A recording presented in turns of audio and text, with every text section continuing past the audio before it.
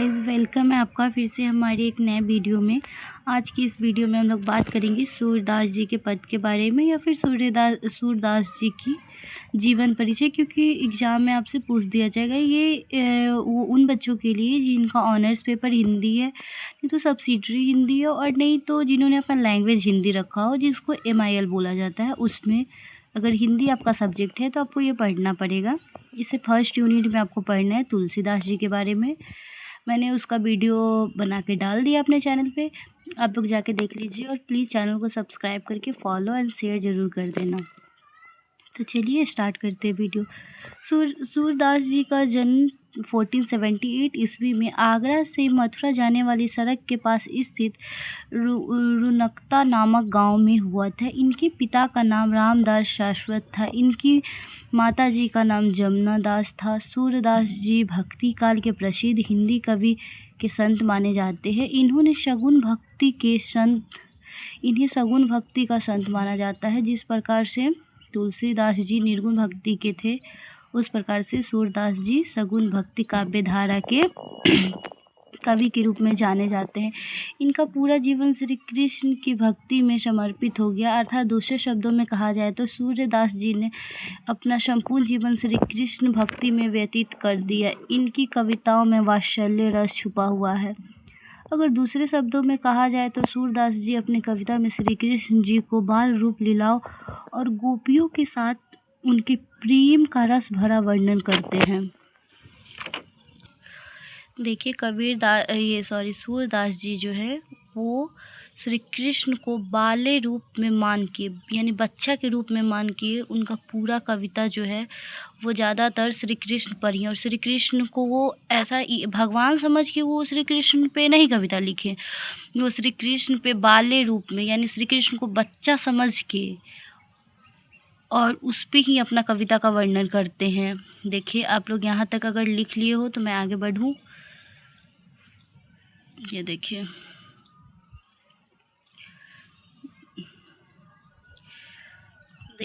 या फिर दूसरे शब्दों में कहा जाए तो श्री कृष्ण जी बाल रूपी लीलाओं और गोपियों के साथ उनके प्रेम का एक रस भरा वर्णन किए हैं।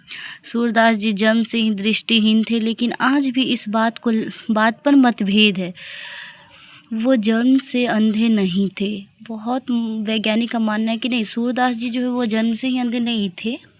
अगर वो जन्म से ही अंधे रहते, अगर वो जन्म से दृष्टिहीन रहते तो एक दृष्टि वाला व्यक्ति भी इतना अच्छा काव्य भाव नहीं लिख सकता है श्री कृष्ण के बारे में। लेकिन वो अंधे होकर भी इतने अच्छे कैसे काव्य भाव लिखती है श्री कृष्ण के बारे में। तो इन बातों को लेके मतभेद है। छोड़िए, ये हम लोगों का काम नहीं है मतभेद को ख़त्म करना, ये वैज्ञानिक का ही काम है, या फिर जो इनके बारे में ज़्यादा जानते होंगे, या फिर कोई भी बुक में अभी तक ये क्लियर नहीं है कि दृष्टिहीन जन्म से ही थे या फिर बाद में हो गए। इस बात को करने से कोई फ़ायदा नहीं है। तो चलिए आगे बढ़ते हैं। देखिए, सूरदास जी जन्म से ही अंधे थे। उन्होंने इतने भावपूर्ण काव्य की रचना कैसे की? इनके गुरु का नाम वल्लभाचार्य था। सूरदास जी ने अपनी भाषा में ज़्यादातर ब्रज भाषा का प्रयोग किया है। तो यहाँ से पहले आप लोग लिखना स्टार्ट करोगे। देखो, एक भी पॉइंट छोड़ना, जितना हो सके उतना लिखो यार एग्ज़ाम में। देखो, आराम से लिख लो। अब आइए इनकी रचनाओं पे बात करते हैं। इनकी प्रमुख रचना क्या क्या है।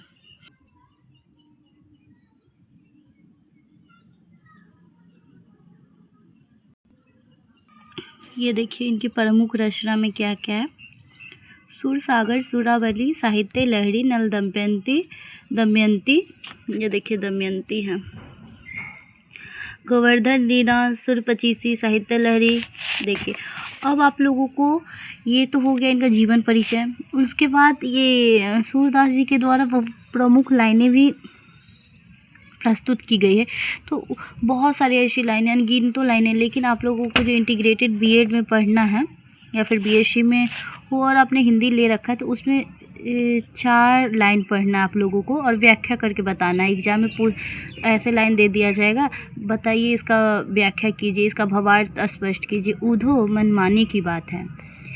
तो मैंने आप लोगों के लिए पूरा लिख दिया है, ये एक पंक्ति पूरा किया है। देखिए, उधो मनमाने की बात है, दाग छुहारा छारी अमृत फल विस्कारी विस्खात, ज्यों चकोर को देख कपूर कऊ ताजी अंगार अघात, मधुप करत घर फेरी काठ में बंधत कमल के पात, ज्यों पतंग हित जानी आपनो दीपक शो लपटात, सूरदास जी जाको मंजा सोई ताहि सुहात।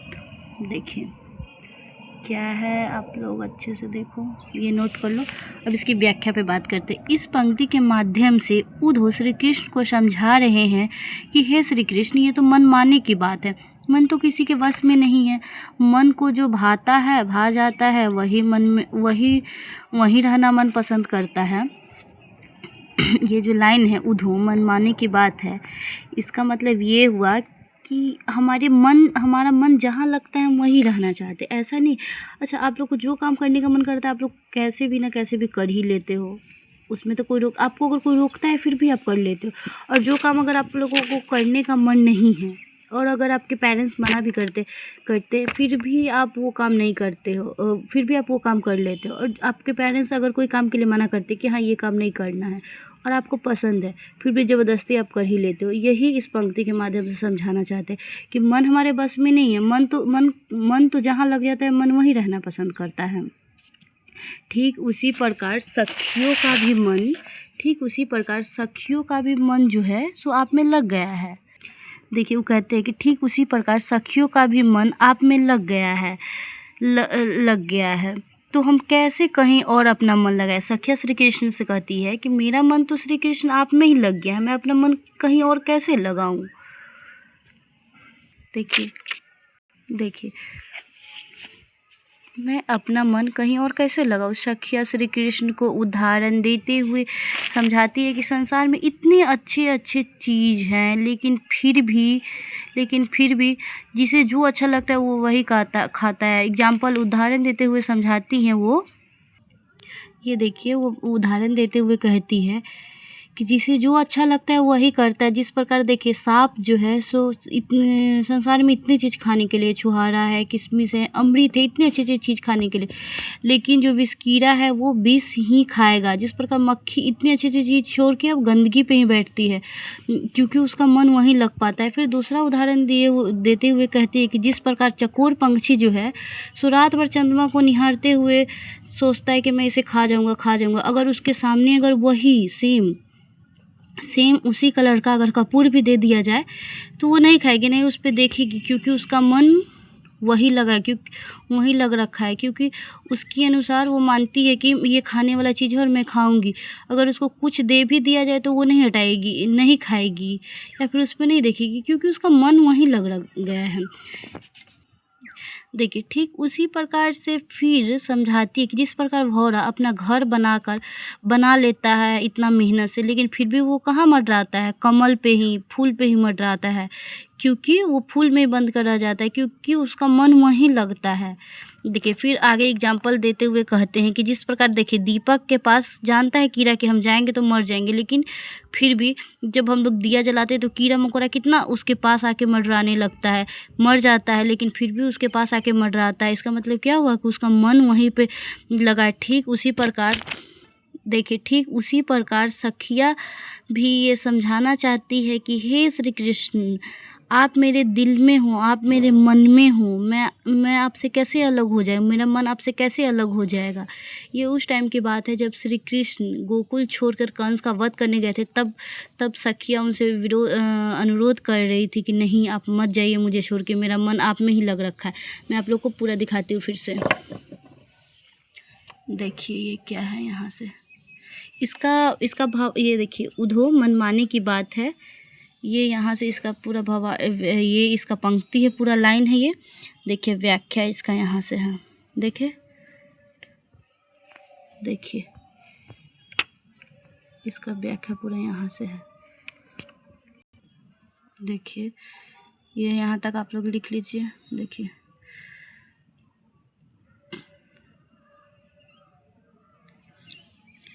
Thanks for watching and don't forget to subscribe. Okay, bye bye. और नेक्स्ट पार्ट तो इसका जो भी यूनिट होगा, जो भी चैप्टर होगा, मैं डालती रहूँगी, आप देखते रहना। तब तक के लिए बाय।